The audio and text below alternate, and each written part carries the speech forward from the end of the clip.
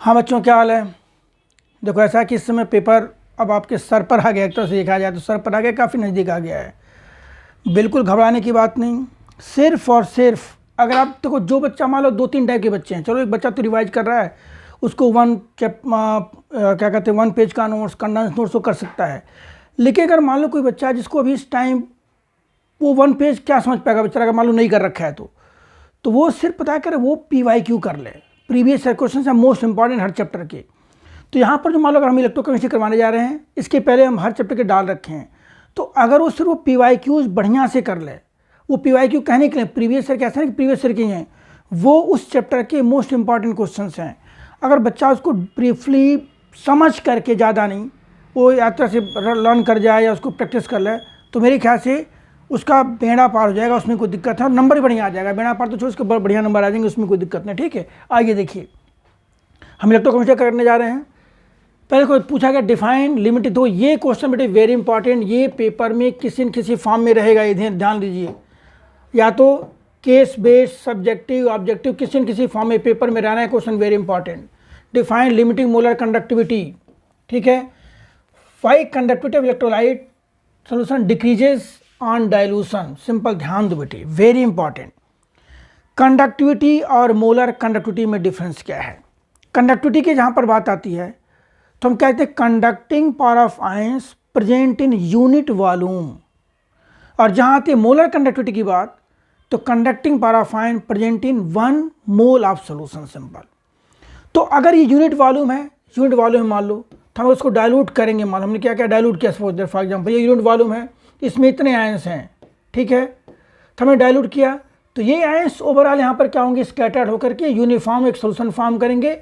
Means unit volume के अंदर अब मान लो अगर फॉर एग्जांपल यहाँ पर कितने मोल्स आयन थे, 2, 4, 6 मोल्स, तो out of this 6 moles of ions कुछ आयंस ऊपर चले जाएंगे, सिंपल है, ठीक है।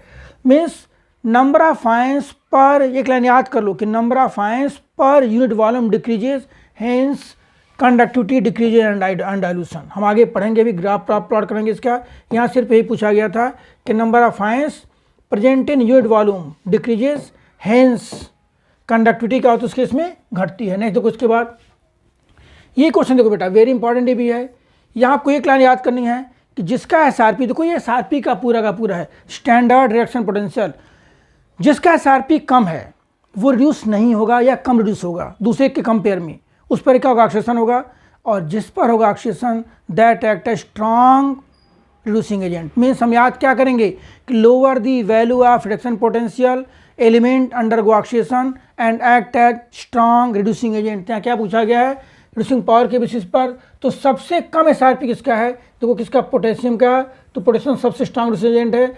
सबसे SRP किसका है, सिल्वर का है, वो सबसे कम है। अब देख सकते हैं यहाँ पर how many coulombs of electricity are required for oxidation of 1 mole of H2O to O2। देखो H2O को O2 में चेंज करोगे, ऐसे देखिए, ऐसे समझ सकते हो। H2O को हमने किस में चेंज किया, O2 में। क्या पूछ रहे हैं कि कितने मोल इलेक्ट्रिसिटी चाहिए, कितने कूलम इलेक्ट्रिसिटी, सॉरी कितनी कूलम। बैलेंस कर लो इसको, यहाँ वो कितना 2, यहाँ लिख दो 2, यहाँ क्या लिखोगे, यहाँ पर यह जगह देखो 4H प्लस, जब चार्ज देखोगे तो यहाँ जगह 4 इलेक्ट्रॉन, ध्यान दो। अब बेटे 2 मोल के लिए 4 फैराडे, तो 1 मोल के लिए कितने फैराडे, यहाँ पर 2 Faraday, means 2 × 96500 coulomb of charge required for above conversion. यहाँ देखिए इसके बाद डिफाइन, सिर्फ फिर वही कहानी आ गई। Limiting molar conductivity means conducting power of electrolyte at infinite dilution, simple, at infinite dilution is known as limiting molar conductivity. Express the relationship between conductivity and molar conductivity. देखो molar conductivity at given concentration is equal to conductivity into 1000/C, kappa into 1000/C क्या होता है हमारा molar conductivity. इसकी unit क्या होती है, Simon centimetre square पर मोल, इसकी क्या होती है, दिस इज यूनिट, ठीक है। देखो नेक्स्ट साइज इसके बाद why equilibrium constant is related with E not cell and not E cell, क्योंकि देखो इक्विलिब्रियम पर क्या होता है, E सेल हमारा 0 होता है, at equilibrium E cell is 0।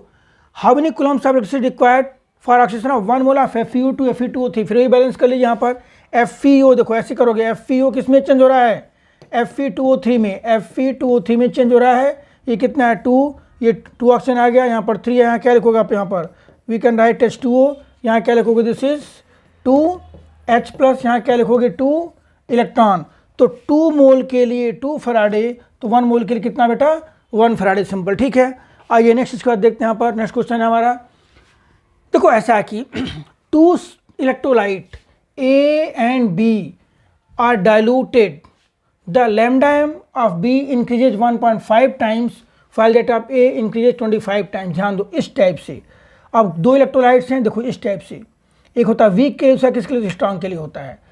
Strong electrolyte में डायलूशन पर मोलर कंडक्टिविटी देखो मोलर कंडक्टिविटी दोनों की बढ़ती है। अगर हम ग्राफ प्लॉट करते हैं √C versus lambda m infinite, तो ये स्ट्रांग के लिए आता है और ये वीक के लिए आता है। क्लियर है, ठीक है, क्लियर किसके लिए, ये किसके लिए बेटा, this is for strong electrolyte and this is for weak electrolyte. कहना है, आप देखो यहाँ पर क्या की और बी जो इलेक्ट्रोलाइट है डायलूट करने पर बी की कितनी इंक्रीज होती है 1.5 time and A increase 25 time. इसका मतलब क्या, ए हमारा क्या है वीक इलेक्ट्रोलाइट है और बी क्या है स्ट्रांग इलेक्ट्रोलाइट। दोनों की बढ़ रही है लेकिन बी की थोड़ी कम बढ़ रही है।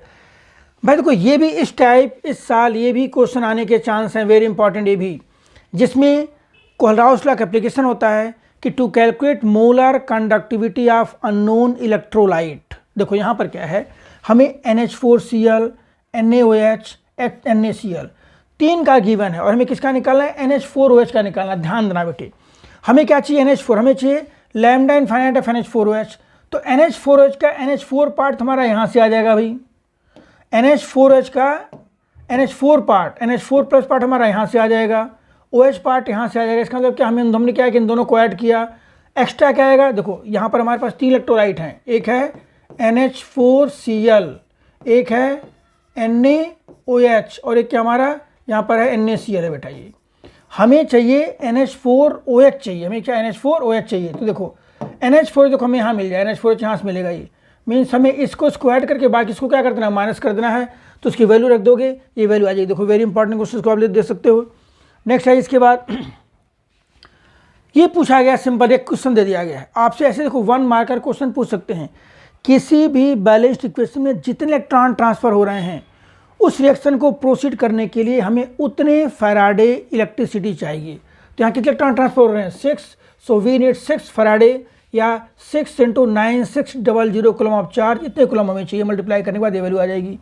और नेक्स्ट देखिए इसके बाद write anode and cathode, very important ये भी, cell reaction overall reaction during uses, during overall reaction occurring in lead storage battery when battery is in use during discharging. देखो इसमें क्या होता है, पी देखो दोनों केस में इसमें 2 इलेक्ट्रोड होता है, एक लेड ग्रिड होता है, दूसरा lead grid filled with lead oxide and they are placed alternatively.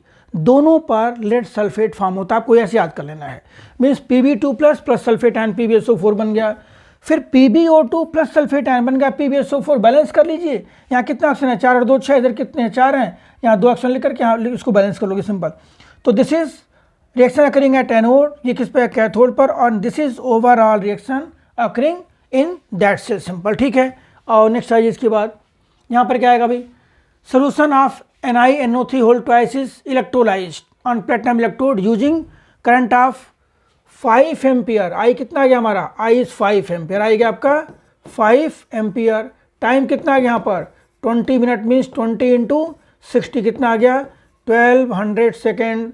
तो Q कितना हो जाएगा, Q equal to I T, Q equal to I T कितना आ जाएगा हमारे पास 6000 coulomb charge, 6000 coulomb charge means 5 ampere की करंट अगर हम 20 मिनट पास करते हैं तो हमारे पास इतना चार्ज डेवलप हो जाएगा, कितना 6000। हमें अब क्या बताना है कि 6000 कूलम चार्ज से कितना निकल डिपॉजिट होगा। तो निकल नाइट्रेट में, निकल हमारा किसके फॉर्म में होगा Ni2+ के फॉर्म में, Ni2++2 का किस में चेंज हुआ, निकल में चेंज हुआ। अब देखो ध्यान से हमें क्या करना है, हमें ये पता है कि 2 × 96500 कूलम से 59 ग्राम निकल डिपॉजिट होगा 58.7। तो सिंस इतने कूलम से इतना, हेंस 1 कूलम से डिवाइडेड बाई हेंस कितने कूलम से 6000 कूलम से, ये वैल्यू आ जाएगी सिंपल ही। तो आप लोग इसको सिम्प्लीफाई कर सकते हो देख करके, अच्छा क्वेश्चन ये भी है। देखो इन सब का PDF आपको उसमें डाल देंगे, अब उसको देख लोगे, ठीक है। बाकी फॉर फ्यूल सेल, भाई ध्यान दो, fuel cell explain the electrode reaction involve in. देखो ध्यान दो, पहले फ्यूल सेल होता क्या है, फ्यूल सेल का प्रिंसिपल क्या है, energy obtained from combustion of fuel is directly converted to electrical energy, जिसको हम बोलते हैं fuel cell. In this hydrogen, oxygen, methane, methanol act as fuel and NaOH RQH हमारा क्या होता है, इलेक्ट्रोलाइट के फॉर्म में वर्क करते हैं। ये हाईली एफिशिएंट होता है, लेकिन इसका एक लिमिटेशन क्या है, जो इसके अंदर हम यूज करते हैं कैटलिस्ट, वो क्या होता है, platinum and silver which is costly. तो ये सारी कहानी किसकी होगी, फ्यूल सेल की होगी। रिएक्शन क्या होता है भाई, देखो एनोड पर क्या H2O फॉर्म हो रहा है, कैथोड पर क्या OH फॉर्म हो रहा है, दोनों को ऐड करोगे, this is overall cell reaction occurring in the fuel cell. आप इसको लर्न कर सकते हो, अच्छा है, पूछ सकते हो क्वेश्चन पेपर में। देखो नेक्स्ट यहाँ पर, corrosion is essentially electrochemical phenomena, explain the reaction occurring. अब भाई देखो ऐसा है कि कोरोजन होता क्या है, environmental degradation of matter is known as corrosion. Electrochemical phenomena है, ऐसा क्यों कि during corrosion a number of miniature cells, छोटे छोटे cells, miniature cells are formed on the surface of iron fair oxidation reaction occur simultaneously. तो देखो यहाँ पर आयरन का क्या और ऑक्सीडेशन हो रहा है, और जो मॉइस्चर है उससे क्या रिलीज होता है आपका H+, उसका क्या होता है, रिएक्शन होता है, और फिर बाद में क्या करते हैं, वही जो सेल फॉर्म होते हैं किसके ऊपर, सरफेस के ऊपर, वो कोरोजन क्या करते हैं, प्रमोट करते हैं। तो these are some reaction which is going to occur on the surface of iron during corrosion. Next आइए इसके बाद, अब देखिए mention the reaction occurring at anode cathode during mercury cell. भैया कुछ नहीं, मरकरी सेल क्या होता है, इसके अंदर zinc and mercury amalgam act as anode, ठीक है, graphite rod act as cathode. Anode पर रिएक्शन ये है, कैथोड पर रिएक्शन ये है, सिंपल। तो क्या लिखा गया है, it is miniature cells which is find in frequent use of. अब ये भी पूछते हैं कहाँ यूज होता है, कहाँ पर, जैसे मान लो वॉचेज में, वीडियो कैमराज में, हियरिंग नेट्स में एंड सम कॉम्पैक्ट डिवाइसेज में।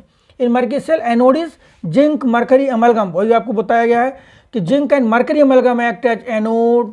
Cathode is paste of mercury oxide and carbon. Electrolyte क्या होता है हमारा KOH एंड ZNO। और these two are reactions which is going to occurs at cathode and anode in mercury cell. Cell potential का क्या होता है, कांस्टेंट होता है फॉर एवर लाइफ, ठीक है, और वो अराउंड 1.3 और 1.5 के बीच की कोई वैल्यू होती है, उसकी कोई जरूरत नहीं है। तो आपको ये याद करना है कि रिएक्शन कौन कौन सी हो रही हैं, NCERT में भी दिया, आपको याद कर सकते हो। देखो नेक्स्ट यहाँ पर अपडेट, देखो ऐसा है, इलेक्ट्रोकेमिस्ट्री किया जाए और नष्ट इक्वेशन की बात ना हो तो ये तो बेईमानी है भाई। ये पेपर में किसी ना किसी फॉर्म में नष्ट इक्वेशन रहेगा। मैंने नष्ट इक्वेशन की एक अलग सी वीडियो बना रखी है, उसको भी आप देख सकते हो। यहाँ देखो भी सॉल्व करते हैं, ये कोई रखे हैं, देखो ऐसा कि अब ये समझो, पहले हमने अभी डिस्कस किया था कि वो इलेक्ट्रोड जिसका SRP कम होगा उस पर क्या होगा, ऑक्सीडेशन होगा, उस पर क्या होगा, ऑक्सीडेशन होगा, ठीक है। तो आपको कभी कभी सेल ना बना करके 2 इलेक्ट्रोड दे दिए और दोनों का क्या दे देंगे, पोटेंशियल दे देंगे। तो आपको खुद आइडेंटिफाई करना पड़ेगा कि कहाँ हो रहा है ऑक्सीडेशन और कहाँ हो रहा है रिडक्शन हो रहा है। देखिए अब जैसे Ni का पोटेंशियल कितना हमारा, लेकिन आप ध्यान देना, वेरी इंपॉर्टेंट, पोटेंशियल दोनों का SRP होना चाहिए, तब जाकर के पूरा का पूरा फंड वहाँ पर वैलिड होगा।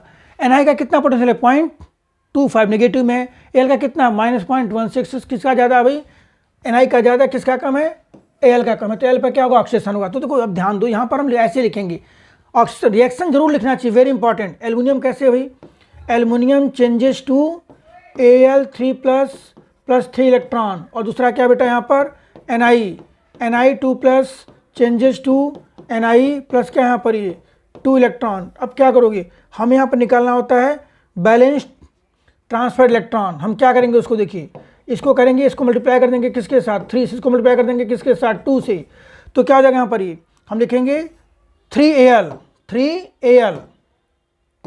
देखो ओवरऑल क्वेश्चन क्या बन जाएगा यहाँ पर, 3Al + 2 Ni2+ changes to 3Al3+ 2 Ni। और N कितना हो गया हमारा, N is number of balance transfer electron, कितनी वैल्यू हो गई यहाँ पर, ये 6 आ गए, ध्यान दो। क्लियर है बेटे। तो अब फॉर्मूला क्या होता है भाई, E cell equal to E0 cell minus 0.059/1 log product by reactant. Product का मतलब क्या, Al3+ पावर Al3 प्लस, ये थोड़ा सा ना वो हो गया, इसको हमने 2 से मल्टीप्लाई करना था। इधर देखिए हम मल्टीप्लाई कैसे करेंगे, इसको 2 से, इसको करेंगे मल्टीप्लाई 2 से, इसको मल्टीप्लाई करेंगे 3 से। तो वैल्यू क्या आ जाएगी हमारी यहाँ पर, ये आ जाएगी 2Al + 3 Ni2+ changes to 2Al3 plus 3Ni, ठीक है। अब यहाँ क्या आ जाएगा भाई, इसमें n इक्वल टू कितना हो जाएगा, n इक्वल टू 6 आ जाएगा, क्लियर है, ठीक है। अब फिर लिखोगे भाई n इक्वल टू 6 है, यहाँ पर देखो n इक्वल टू 6 है, n इक्वल टू 6 है, तो E not cell minus 0.059/n log product by reactant, product means Ni power 3, तो देखो तुम्हारा हो जाएगा 1 हो जाएगा, Al3 प्लस पावर 2, कितना है concentration Al3 plus 10 power minus 3, तो 10 पावर माइनस 3 बाई पावर 2, यहाँ 0.5 पावर 3, इसको करोगे सिंप्लीफाई तो हमारी फिर वैल्यू आ जाएगी किसकी, EMF की, उस सेल की EMF या ई सेल की वैल्यू आ जाएगी। इसको आप लोग सॉल्व कर लेना, ठीक है।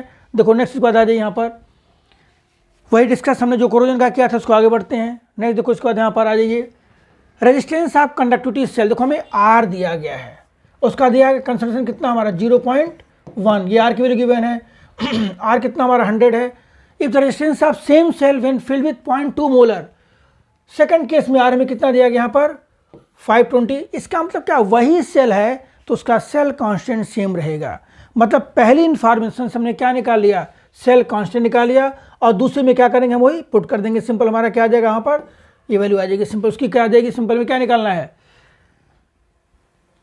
Calculate conductivity and molar conductivity of 0.2 molar. तो पहले वाले से देखो यहाँ क्या होता है, kappa equal to G into cell constant, तो सेल कांस्टेंट क्या हो जाएगा, कप्पा इंटू जी मीन्स 1/r, यहाँ r आ जाएगा, ये चाहे 1.29 इंटू 100 कितना 129 आ गया वैल्यू ये। अब यही वैल्यू हम यहाँ लिखेंगे, कप्पा क्या होगा, सेल कांस्टेंट बाई r आ जाएगा, यहाँ पर कप्पा को लिखा जाएगा यहाँ से cell constant by r, cell constant कितना हमारा 129, r निकाल दिया गया, ये वैल्यू आ गई है। फिर मोलर कंडक्टिविटी क्या था, kappa into 100/c, this is molar conductivity. ध्यान दो, अगर सेल एक ही है तो उसका सेल कांस्टेंट सेम रहेगा, उसका एक ही फंडा होता है, एक इन्फॉर्मेशन से आप निकालो सेल कांस्टेंट, वही दूसरे में पुट कर दीजिए, ठीक है। और नेक्स्ट इसके बाद आ जाइए 16, देखो बेटे यहाँ पर 16 देखिए, ये भी अच्छा क्वेश्चन है, ध्यान दो। हमें क्या करना भाई, calculate degree of dissociation of acidic acid. भाई एसिडिक एसिड है, हमें इसका लैम्डा एम सी दिया गया है, क्या दिया गया, लैम्डा एम सी दिया गया, हमें क्या निकालना है, लैम्डा इनफाइनाइट निकालना है। तो एसिडिक एसिड का लैम्डा इनफाइनाइट क्या हो जाएगा, ionic conductivity of acetate ion plus that of hydrogen ion, ये वैल्यू कितनी आ गई, इसको हम ऐड कर देंगे, कितना आ जाएगा, ये ऐड करने पर ये वैल्यू आ जाएगी हमारी। अब अल्फा क्या होगा, lambda M C by lambda infinite, तो लैम्डा एम सी में दिया गया कितना 11.7, और भाई क्या होगा, लैम्डा इनफाइनाइट आ गया, तो this is degree of dissociation, ये वैल्यू आ जाएगी हमारे यहाँ से। देखो नेक्स्ट इसके बाद आ जाइए आप, 17 क्वेश्चन है, what is nickel cadmium cell. बेटे कुछ नहीं, एनसीईआरटी में साफ साफ दिया गया है कि we are not going in detail of working of this cell, कुछ नहीं, वहाँ क्या दिया गया है, overall cell reaction when battery is in use during discharging, simple रटो सुखी रहो, बात खत्म, सिंपल ये रिएक्शन है। अगर चार्जिंग का पूछेंगे उसको क्या आप रिवर्स कर देना, बात खत्म। आइए नेक्स्ट इसके बाद, फिर देखो यहाँ पर एल्युमिनियम सल्फेट का हमें दिया है, मोलर कंडक्टिविटी कितना गिवन है 858, हमें सल्फेट आयन का दिया गया है, एल्युमिनियम का निकालना है, तो हम क्या लिखेंगे, एल्युमिनियम सल्फेट Al2SO4, देखो लिखा गया वहाँ पर, एल्युमिनियम सल्फेट की कोलराउस अप्लाई करेंगे तो 2 into ionic conductivity of aluminium ion plus 3 into that of sulphate ion, हमें दिया गया ये, हमें किसका निकाला, एल्युमिनियम का, हम सारी वैल्यू पुट कर देंगे, ये वैल्यू आ जाएगी सिंपल कितना 189 साइमन cm² पर मोल। नेक्स्ट आइए इसके बाद देखो, calculate strength of current required to deposit 1.2 gram of magnesium from, भाई ऐसा कि MgCl2 है, तो MgCl2 के अंदर क्या आ जाएगा, ये Mg2 प्लस 2 इलेक्ट्रॉन, किस में चेंज होगा, Mg में चेंज होगा। मीन्स हमें देखो, अगर हमारे पास इतना चार्ज हो तो उससे कितना ग्राम डिपोजिट होगा मैग्नीशियम, 24 ग्राम, 24 ग्राम के लिए इतना चार्ज चाहिए। देखो इस रिएक्शन का ध्यान दो, इस रिएक्शन का मीनिंग ही क्या है, ये ग्रीन वाले पार्ट्स में कर दे रहा हूँ। इस सेक्शन का मीनिंग क्या है कि अगर हम 2 फैराडे पास करते हैं तो मैग्नीशियम का एटॉमिक वेट या तो लिबरेट या तो डिपोजिट होगा, सिंपल। तो 2 इंटू 96500 से 24 ग्राम, हमें कितना भी 1.2 ग्राम करना डिपोजिट, तो 24 ग्राम के लिए इतना फैराडे, इतना कूलम, 1.2, हमें इतना कूलम इलेक्ट्रिसिटी चाहिए, and that can be obtained by passing for 1 hour, यानी कि इक्वल टू IT आ गया था, क्या QIT आ जाएगा, आवर में तो यहाँ पे क्या लेके चलोगी, बाई 60 कर दोगे, 60 मिनट 60 सेकंड में इन टाइम पर आ जाएगा, सिंपल, अब यहाँ से निकालोगे I, ठीक है। आइए नेक्स्ट देखो, ये भी क्वेश्चन ठीक है। यहाँ पे देखो कभी कभी नेक्स्ट इक्वेशन जो होता है ना, वो स्टेटमेंट के फॉर्म में दे देते हैं, तो आपको वहाँ पे सिर्फ इंफॉर्मेशन सर्च करनी है, ई नॉट सेल क्या है, कंसंट्रेशन क्या है, एन कितना है, रिएक्शन कौन सी हो रही है, ऐसे देखना है। तो यहाँ क्या copper silver cell setup, copper silver का कोई सेल बनाया गया है। कॉपर आयन का कंसंट्रेशन में देखो कितना दिया गया है, 0.1 दिया गया है। कॉपर आयन का कंसंट्रेशन कितना है, 0.1 molar, this is 0.1 molar. Concentration of silver ion is not, हमें निकालना है। सेल पोटेंशियल में दिया गया कितना भी दिया गया है। Determine the concentration of silver ion, देखो हमें ये देखो कॉपर का सिल्वर का क्या दे रखे हैं, यहाँ पे SRP दिया गया है। इस SRP से हम ई नॉट सेल निकाल सकते हैं। जिसका SRP कम है उस पर ऑक्सीडेशन होगा, यानी कि हम क्या लिखेंगे 0.8 माइनस 0.3। जब हम सेल सेटअप करेंगे तो सेल का ई नॉट सेल आएगा 0.46। ये तो क्लियर हो गया। और कॉपर सिल्वर को जब आप यूज करोगे तो रिएक्शन कौन सी आएगी, पहले देखो सबसे इंपॉर्टेंट चीज़ क्या है, हमें रिएक्शन लिखना होता है। रिएक्शन नहीं लिखोगे तो आप किस कोएफिशिएंट से मल्टीप्लाई कर रहे हो, कितने इलेक्ट्रॉन ट्रांसफ़र हो रहे हैं, कंसंट्रेशन क्या है, इक्वेशन में का KC या QC जो बोले हम लिखेंगे कैसे, वहाँ प्रॉब्लम आएगी।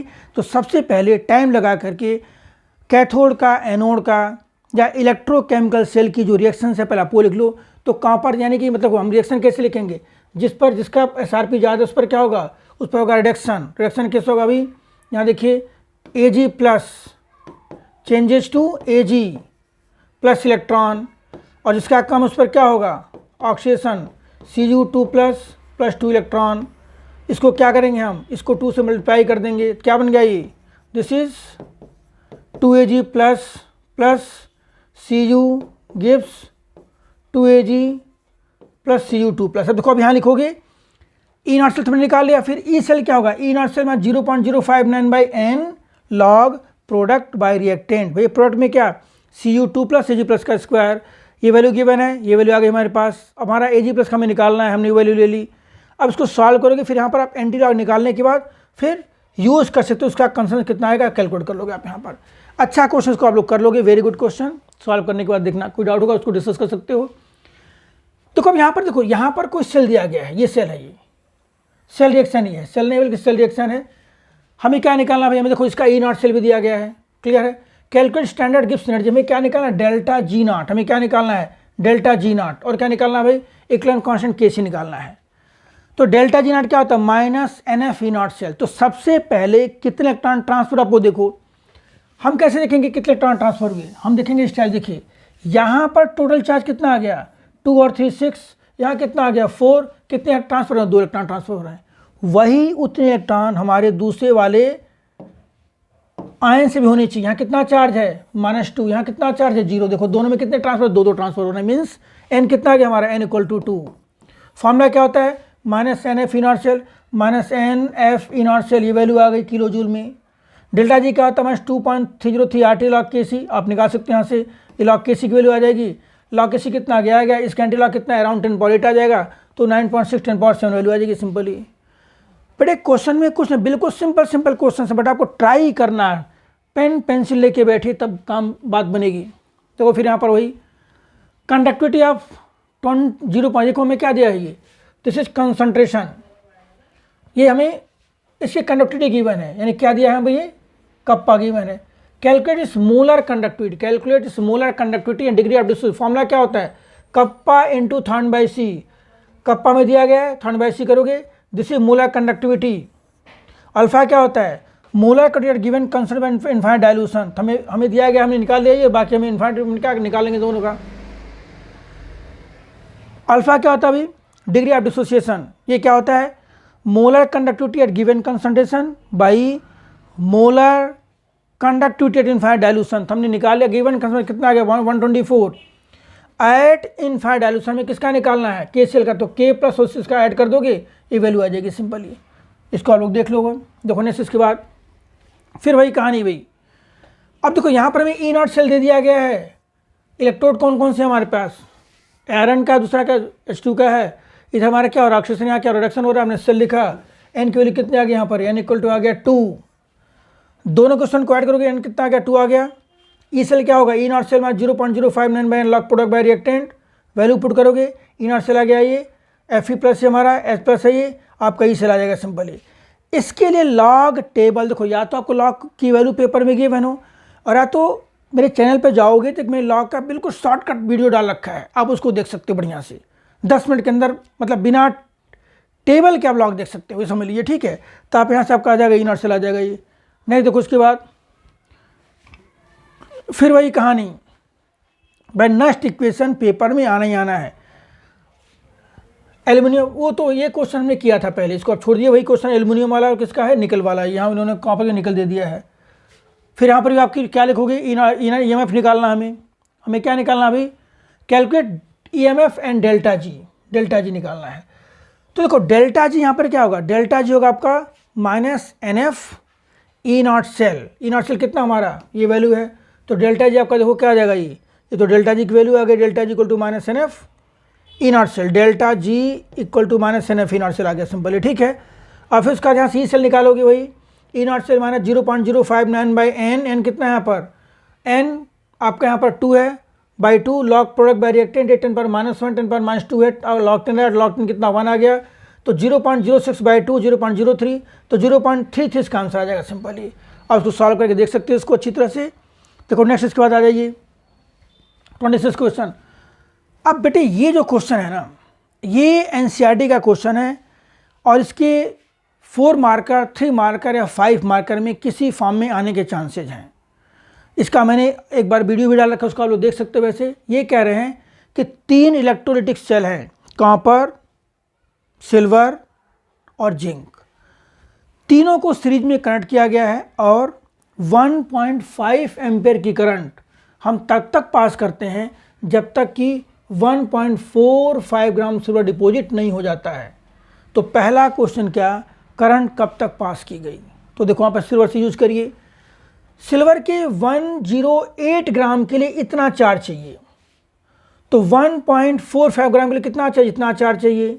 और ये चार्ज किससे जनरेट हो रहा है, 1.5 एम्पीयर की करंट से, तो Q इक्वल टू IT, जहाँ T आ जाएगा, यानी कि इतने मिनट के लिए करंट पास की गई। भाई देखो 108 gram of silver will be deposited by passing 96500 coulomb of charge, क्योंकि इसका एंड फैक्टर कितना आ रहा है, 1 आ रहा है ये, ठीक है। तो 1.45 ग्राम के लिए कितना चार्ज चाहिए, हमें इतना चार्ज चाहिए। ये चार्ज कैसे जनरेट हो रहा है, 1.5 एम्पीयर करंट को t सेकंड तक पास करने के लिए, तो हमारा t आ गया यहाँ से। अब देखो नेक्स्ट इसके बाद आ जाइए, जब ये वैल्यू आ गई, अब उस चार्ज से कितना निकले और कितना कहाँ पर डिपॉजिट होगा। तो हमारे पास चार्ज कितना है, हमारे पास चार्ज है, देखो अब ये क्या है, हमारे पास चार्ज आ गया। हालांकि इसको आप वो भी उससे भी कर सकते हो, फैराडे सेकंड लॉ से, कि वेट बाई इक्विवेलेंट वेट। देखो अब इसको दूसरा मैं आपको यहाँ लिख दूंगा, उसमें कोई दिक्कत है नहीं, हालांकि यूनिटरी में थोड़ी ये भी देख लीजिए। 2 × 96500 कूलम से कितना जिंक डिपॉजिट होगा, 63.5, 1 से कितना हो जाएगा, ये आ जाएगा। हमारे पास कितना चार्ज है 1259, उससे इतना डिपॉजिट होगा। उसी टाइप से आप निकाल सकते हो कि 2 × 96500 से इतना ग्राम कॉपर, तो 1 से इतना, भाई देखो आ जाएगा ये, हेंस इतने चार्ज से। और एक आप ये भी कर सकते हो, देखो इस टाइप से कि weight by weight of silver by equivalent weight of silver equal to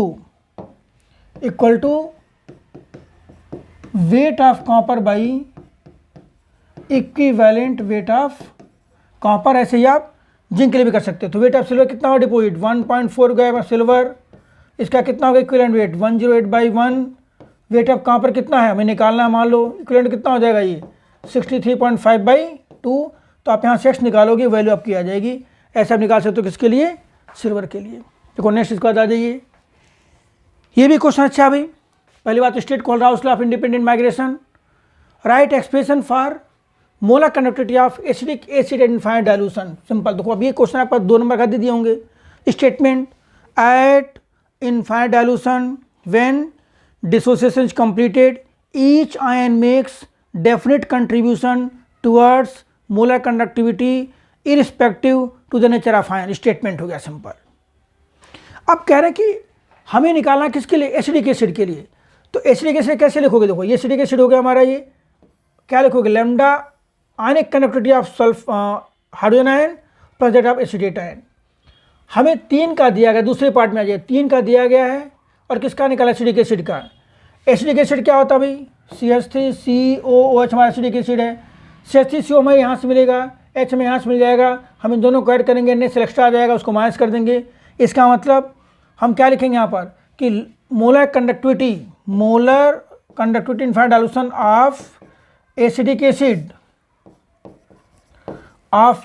acid is equal to, आप ऐसे समझ लो, मैं यहाँ 1 2 3 कर दे रहा हूँ, ठीक है। देखो यहाँ क्या लिखोगे भाई, ये 1 आ गया, ये 2 आ गया और ये क्या हो गया, ये 3 हो गया।